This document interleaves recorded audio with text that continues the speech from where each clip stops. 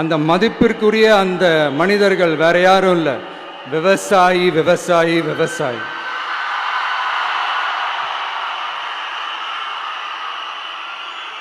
அவங்க பார்க்கறதுக்கு வேணா சாதாரணமா இருப்பாங்க, ஆனா அவங்க சாதாரணமான மனிதர்கள்லாம் கிடையாது.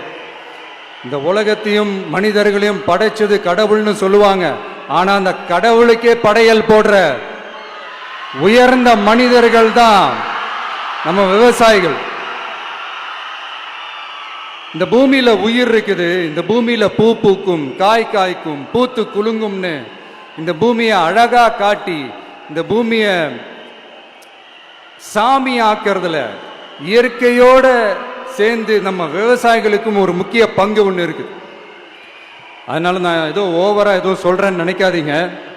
எனக்கு இந்த அடுத்த ஜென்மம் மறுபிறவியை பற்றியெல்லாம் எனக்கு தெரியாது. அது உண்மை அப்படின்னா அடுத்த ஜென்மத்தில் நான் ஒரு விவசாயி குடும்பத்தில் பிறக்கணும்னு ஆசைப்படுறேன்.